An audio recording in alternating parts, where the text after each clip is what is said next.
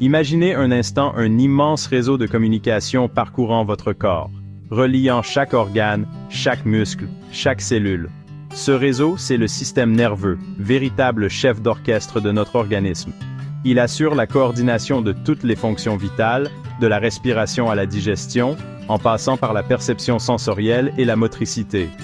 Le système nerveux est responsable de notre capacité à penser, à ressentir des émotions, à apprendre et à mémoriser. Il est le siège de notre conscience et de notre individualité. Son fonctionnement repose sur un réseau complexe de cellules spécialisées, les neurones, qui transmettent l'information sous forme de signaux électriques et chimiques. Ces signaux voyagent à une vitesse fulgurante, permettant une réponse rapide et adaptée aux stimuli de l'environnement. Le système nerveux est un système dynamique en constante interaction avec son environnement.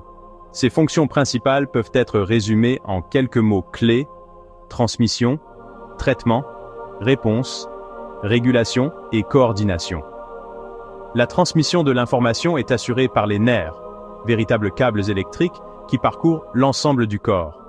Ces informations, qu'elles proviennent de l'extérieur, comme la perception sensorielle, ou de l'intérieur du corps, comme les signaux physiologiques, sont ensuite traitées par le cerveau et la moelle épinière. Le système nerveux est également responsable de la régulation des fonctions vitales, telles que la respiration, le rythme cardiaque, la température corporelle ou encore la digestion. Il assure ainsi le maintien de l'équilibre interne de l'organisme, également appelé homéostasie. Enfin, le système nerveux coordonne les mouvements volontaires et involontaires, permettant ainsi la réalisation d'actions complexes et la coordination des différents organes. Le système nerveux est organisé en deux parties principales, le système nerveux central et le système nerveux périphérique. Le système nerveux central, composé du cerveau et de la moelle épinière, est le centre de contrôle du système nerveux.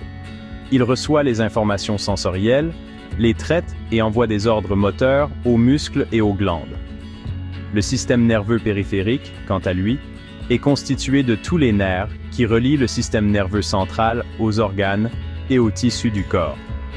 Il est divisé en deux parties, le système nerveux somatique, responsable des mouvements volontaires, et le système nerveux autonome, qui contrôle les fonctions automatiques comme la respiration, la digestion ou encore le rythme cardiaque. Le cerveau, organe fascinant et mystérieux, est le siège de nos pensées, de nos émotions et de notre conscience. Il est composé de milliards de neurones interconnectés qui communiquent entre eux grâce à des signaux électriques et chimiques. Le cerveau est divisé en différentes zones, spécialisées dans des fonctions spécifiques. Le cortex cérébral, la couche externe du cerveau, est responsable des fonctions cognitives supérieures, telles que le langage, la mémoire, le raisonnement ou encore la planification. Le cervelet, situé à l'arrière du cerveau, joue un rôle crucial dans la coordination des mouvements et l'équilibre. Le tronc cérébral, quant à lui, assure des fonctions vitales comme la respiration, le rythme cardiaque et la régulation de la température corporelle. Le cerveau est un organe plastique, c'est-à-dire qu'il est capable de se modifier et de s'adapter tout au long de la vie en fonction des expériences vécues et des apprentissages réalisés. Section FIV. La moelle épinière. Messagère et centre de réflexe. La moelle épinière, logée dans la colonne vertébrale, est le prolongement du cerveau. Elle assure la transmission des messages nerveux entre le cerveau et le reste du corps. Elle est également responsable de certains réflexes, mouvements automatiques et rapides qui ne nécessitent pas l'intervention du cerveau.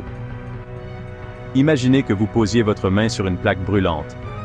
La sensation de chaleur est transmise par les nerfs sensitifs de votre peau à la moelle épinière. Celle-ci, sans attendre l'ordre du cerveau, envoie immédiatement un signal aux muscles de votre bras pour retirer votre main de la source de chaleur. Ce réflexe rapide et automatique vous évite ainsi une brûlure grave. Section 6. Les nerfs. Un réseau de communication vital. Les nerfs sont de véritables autoroutes de l'information qui parcourent l'ensemble du corps. Ils sont constitués de faisceaux de fibres nerveuses, les axones, protégés par une gaine isolante, la myéline. Les nerfs sensitifs transmettent les informations sensorielles, comme le toucher, la douleur et la température, de la périphérie du corps vers le système nerveux central. Les nerfs moteurs, quant à eux, transmettent les ordres du système nerveux central aux muscles et aux glandes, permettant ainsi la réalisation des mouvements et la régulation des fonctions vitales. La vitesse de transmission de l'influx nerveux varie en fonction du diamètre des fibres nerveuses et de la présence ou non de myéline. Section 7. Les cellules du système nerveux, neurones et cellules gliales. Le système nerveux est composé de deux types de cellules principales, les neurones et les cellules gliales. Les neurones sont les cellules spécialisées dans la transmission de l'influx nerveux. Ils sont constitués d'un corps cellulaire, de dendrites qui reçoivent l'information, et d'un axone qui transmet l'influx nerveux à d'autres neurones, aux muscles ou aux glandes. Les cellules gliales, quant à elles, jouent un rôle de soutien et de protection des neurones. Elles participent à la nutrition des neurones, à l'élimination des déchets et à la formation de la myéline, gaine isolante qui entoure les axones et accélère la transmission de l'influx nerveux. Section 8. Les maladies du système nerveux. Un défi majeur. Les maladies du système nerveux représentent un défi majeur pour la santé publique. Elles touchent des millions de personnes dans le monde et sont responsables d'un lourd fardeau humain, social et économique. Parmi les pathologies les plus fréquentes, on peut citer les maladies neurodégénératives, comme la maladie d'Alzheimer et la maladie de Parkinson, les accidents vasculaires cérébraux, les tumeurs cérébrales, les maladies inflammatoires, comme la sclérose en plaques, les épilepsies, les migraines ou encore les neuropathies périphériques. Les causes de ces maladies sont multiples et complexes. Elles peuvent être d'origine génétique, environnementale, infectieuse ou encore liées au vieillissement.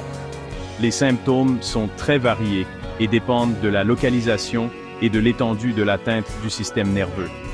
Ils peuvent aller de troubles légers de la mémoire ou de la concentration à des paralysies, des troubles de la parole, des troubles de la vision ou encore des troubles de la conscience. Section 9. Conclusion. Prévenir et guérir pour un avenir serein. La recherche scientifique a fait d'énormes progrès ces dernières années dans la compréhension du fonctionnement du système nerveux et des maladies qui peuvent l'affecter. De nouveaux traitements ont vu le jour, permettant de soulager les symptômes, de ralentir la progression de certaines maladies et d'améliorer la qualité de vie des patients. La prévention joue également un rôle crucial dans la lutte contre les maladies du système nerveux. Adopter un mode de vie sain, riche en fruits et légumes. Pratiquer une activité physique régulière. Éviter le tabac et l'alcool. Gérer son stress et stimuler son cerveau tout au long de la vie sont autant de mesures simples qui peuvent contribuer à préserver la santé de notre système nerveux et à prévenir l'apparition de nombreuses maladies. Il est important de consulter un médecin dès l'apparition de symptômes inhabituels afin de bénéficier d'un diagnostic précoce et d'une prise en charge adaptée.